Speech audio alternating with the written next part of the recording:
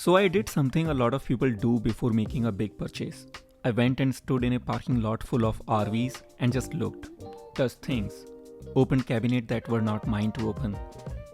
This is the Virginia RV show, and after a full day of walking through everything from pop-up campers to million-dollar Class A's, plus a lot of research before and after, I've got a clear rundown of what actually matters when you are buying your first one. If you are where I am, curious, a little overwhelmed, not sure where to even start, this video is for you.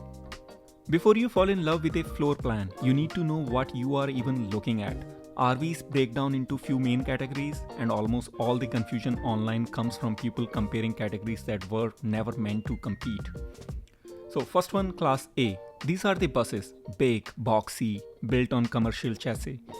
Most space, most luxury, and the steepest learning curve to drive. Class C, the one with the cab over bunk. Easier to drive than a Class A because you are sitting in something closer to a regular truck cab, but you still get real living space behind it. Class B, camper vans. Everything crammed into a single vehicle footprint. Best for people who want to drive it like a car and park it like a car. And then towables, travel trailers and fifth wheels. No engine of their own, you tow them with a truck or SUV you already own or buy for this purpose. Generally the most space for the money, but now towing enters the equation. There is no best category here. There is only the best category for how you actually plan to travel. And that's worth sitting with before you go further. Here's the thing, the sales floor won't slow down long enough to ask you, how are you actually going to use this thing? Weekend trip a few times a summer, full time for a year, or something in between, long stretches on the road, working while you travel. Because the RV that's perfect for 2 long weekends a month is completely wrong for someone living in it 9 months a year.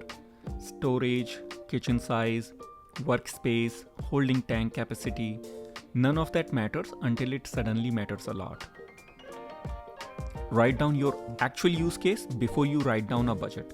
It will save you from buying based on what looked impressive on the show floor.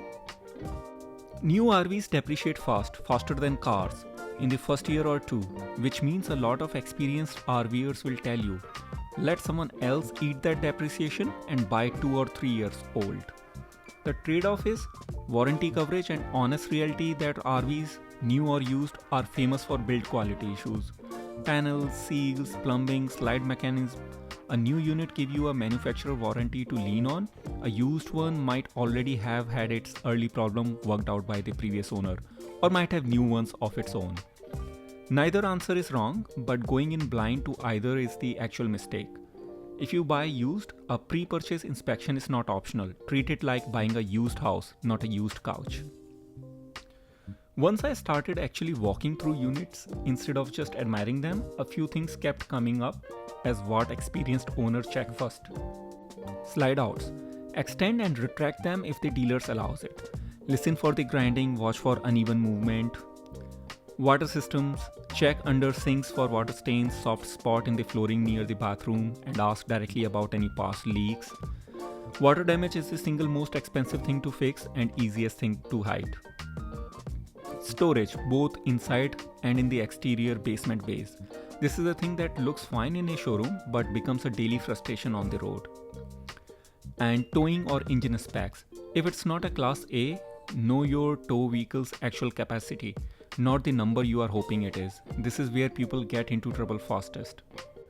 The number on the window is the beginning of the budget, not the whole thing. Insurance, campground or storage fees, propane, generator maintenance, and the inevitable repairs. RVs are basically houses on wheels driving down a highway at 65 miles an hour, and they get shaken apart accordingly. A rough rule I kept hearing from owners at this show, budget 10 to 15% of the purchase price per year for maintenance and unexpected repairs.